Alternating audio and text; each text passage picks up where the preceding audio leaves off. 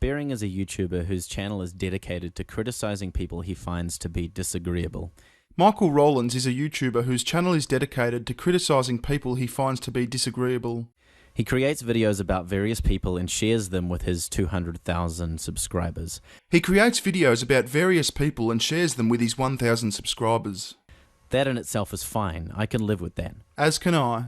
Well, it's been lovely chatting, Michael. All the best. But it is what happens afterwards that I find to be so intolerable. Bearing has an influence over his subscribers, as many people with large fan bases do, and Bearing uses that influence to bully and harass the people he doesn't agree with into silence. Hang on a sec. Bearing uses that influence to bully and harass the people he doesn't agree with. Right, so you've already said that I create videos and share them with my 200,000 subscribers. You also said that in itself is fine. You can live with that. That in itself is fine. I can live with that. So how exactly do I use my influence to bully and harass people? Specifically, what action am I taking? What constitutes this using? And in what way am I using this influence to silence? In your opinion, how would the actions that I take differ if I wasn't silencing? Let's take a look at some examples, shall we? Yeah, sure. Something tells me they're going to be examples of people who aren't me doing things that I didn't do. But go on. To start with, here are some examples of small channels. Notice how the views are low and they are pretty evenly distributed. Well, not really. You could have zoomed in a bit. Now here's an example of a channel that Bearing has targeted. Targeted, as in this video Michael made targeting me, or the hundreds of weird creepy videos he made targeting Sargon of Akkad. Notice the views on the targeted video. They're disproportionately higher to the rest. Now notice the dislikes on the targeted video. Again, disproportionately high. While we're talking about proportions, let's do a quick exercise. The video you just showed us had 2,633 views and 1,135 dislikes. Now my channel has 228,970 subscribers. So assuming that all of the views and all of the dislikes are from people who have come directly from my channel, that means that for every one of my subscribers, this video got 0.011 of a view and 0.0049 of a dislike. So if we applied this very same rate of toxic cyber violence to your channel, which has 1,239 subscribers, this video would have had 14 views and it would have had 6 dislikes. So Michael, if you have ever made a video that has caused the subject of your video to receive 14 views and 6 dislikes, then you are just as toxic, just as malicious, and just as much of a bully as me. It seems clear to me that in creating a video about another YouTuber, Bearing influences his audience to view that original video. Yeah, well, it seems clear to me that you are a very simple, unintelligent kind of guy, which is unfortunately a Michael problem, not a Bearing problem. It also seems clear to me that once they are there, they spit hate, bile, and abuse all over the comment sections of these videos, as well as leaving thousands of dislikes. Any honest person would admit these things. Admit is the wrong word, Michael. To admit something, you're basically coming clean about something that you have done, and I have not left any of these dislikes or comments. I acknowledge that this sometimes happens, because to acknowledge something, one doesn't have to be personally responsible for that thing. Bearing seems like a reasonably smart guy, so I would assume that he would agree that these things are true as well. I'm not that smart, Michael, but from where you sit, I must seem like Einstein. The question is Bearing responsible for this abuse? Is he responsible for something that he knows happens after he's done a thing? Is the fact that his intention, he claims, is not to incite hatred and promote abuse of people he disagrees with, mean that he is, therefore, not responsible for this abuse and hatred? Should he be allowed to remain apathetic towards the horrible things that happen in his name? Should a person be held accountable for their actions when it is painfully clear that those actions are causing other people harm, distress, or to be silenced? Yes, a person should be held accountable for their actions, and my actions consist of creating videos about various people and sharing them with my 200,000 subscribers. Nothing more, nothing less. Now, I believe you've already given us your opinion on that. He creates videos about various people and shares them with his 200,000 subscribers. That in itself is fine. I can live with that. That's fantastic. Now let's have a look at some of your recent actions, Michael. Let's start with the tirade of libelous tweets you've made calling me a toxic rape apologist, amongst other things.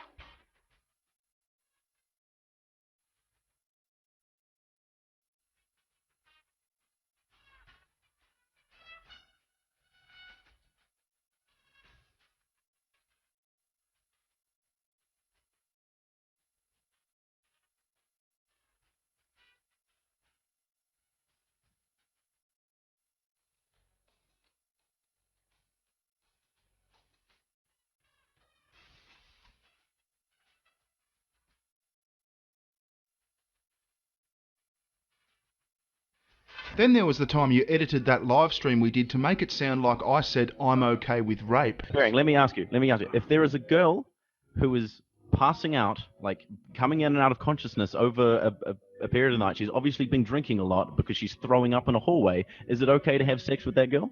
Look, the only thing that I assume there is that rape is okay. I think rape is fucking okay. Now, any reasonable person watching this video will be thinking, gee, there's some pretty strong accusations. I wonder what Michael is basing them on. Well, about a week ago, I hosted a live stream with Michael and a couple of his mates that ended up getting fairly heated. Here's the very end of that live stream, just before Michael was ejected. What are my toxic beliefs about consent, Michael? That's what I'm trying to understand. That's why I'm asking you these questions. What, so you don't even understand them, and yet you label them toxic? You fucking idiot. No, I had an idea about why they were toxic before this, but I'm trying to clarify. That's why I wanted to have the discussion with you rather than going back and forth. You've made an assumption here about me, just as you have in this case about Brett. And that's why you're a fucking idiot. What a lovely guy. Anyway, let's get back to his video about how much of a bully I am. If a person gets drunk and drives their car into a crowd of people, killing and maiming dozens, should they be held responsible for something they knew could happen if they chose to drive drunk? Does the fact that their intention was not to harm these people matter in the slightest? Should they be allowed to remain apathetic towards the results of their choices and get behind the wheel and drive drunk again? No. Okay, a couple of things here, Michael. Firstly, the fact that you're comparing what I do to the actual killing of human beings is telling. It demonstrates your dysfunctional brain's inability to reason. And secondly, for a bloke that has spent the last week arguing that once a female is intoxicated, she has absolutely no responsibility for the actions that she takes, you could not have picked a worse analogy. Tell me, Michael, if a girl gets drunk and drives her car into a crowd of people, killing and maiming dozens, should she be held responsible for something she knew could happen if she chose to drive drunk? Bearing is a bully, intentionally or not. I disagree. Michael, on the other hand, has intentionally and maliciously spread libelous false allegations about me based on what can only have been invented in his own head. Bearing claims that he is against the behaviour exhibited by much of his audience, that he has a disclaimer on his videos that discourages abuse and harassment, and yet it does not stop. I propose that if Bearing actually cared about bullying and harassment, that he would make ongoing, vocal pronouncements of his opposition to this behaviour. He would make it abundantly clear, as often as he could, that he is not okay with how his audience behaves. But I know that he won't. Firstly, because he would take a massive hit to his subscriber base and his income. And secondly, because it would require intense self-reflection and a maturity level that I believe that he does not possess, and a commitment to intellectual honesty and integrity that he is not willing to make. I can't believe this moron's lecturing me about intellectual honesty and integrity. Now, Michael, if I was to voice my opposition to this on a regular basis, I don't think my subscriber base would be affected at all. But I will not presume to dictate to others what they can and cannot say. That would make me a hypocrite, and I am not a hypocrite. Now, as some of you may or may not know, I recently did a video about Bearing, pointing out some of his toxic ideas and exposing him as a bully and an inciter of internet harassment. Now, I was done making videos about Bearing. I had said what I needed to say, and that was fine, but because Bearing is such an immature baby, he continues to whinge and cry about me and the things that I have said, and rather than actually do some self-reflection like a normal adult, he has decided to try and get under my skin. Today I liked a video by a small YouTuber who was talking about feminism. Almost immediately after this, Bearing tweeted a winky face at this. He then went to the comment section of the video to comment, and the views and the dislike ratio were pretty normal at this point. About 4 hours later, he released a video about this girl, and since then the views and dislikes and awful comments have been swiftly rising. And in fact, some of Bearing's fans even admit they were sent there by Bearing. And as of an hour after Bearing releasing his video, the original video was removed from YouTube. And let's have a look at the shockingly sadistic things Bearing said to this poor defenceless girl who was doing nothing but preaching reason. Because overall, women still earn less than men with the same education level. Yes, but what happens when you factor in positions held, hours worked, and maternity leave? Because in the US, a woman is raped every 6 seconds. Nope.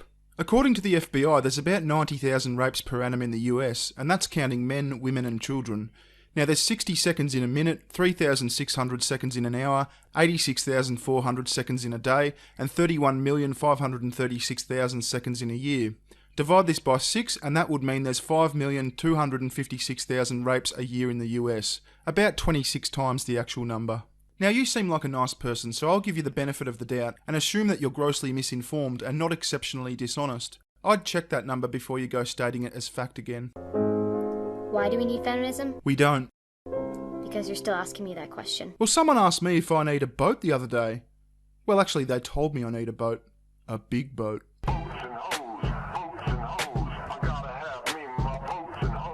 Now, Bearing knows I care deeply about internet harassment and abuse. He knows that I think him to be one of the worst spearheaders of this kind of behavior in the YouTube community. So it seems odd to me that Bearing would make one of his criticisms about a feminist video that I liked immediately after I liked it, even going so far as to credit me for pointing it out to him, and still claim that he is not complicit in the harassment and abuse and silencing of dozens of other YouTubers. Well, you know what seems odd to me, Michael? You know that I follow you on Twitter, so you know that if you like something on Twitter, it will show up in my feed. So if I'm responsible for bullying and silencing this girl, then surely you are too. You're the one who threw her under the bus by sharing her video with me. Or does the responsibility stop at me for some reason? Bearing knows what he is doing, and he uses it to silence those who don't agree with him, and when those people don't back down, he uses it to get under their skin. I was not intimidated by his attempts to silence me, and now he's going after my ideals. Oh, that Bearing and his evil silencing ways. I bet it hasn't even clicked yet that his entire video calling me a cow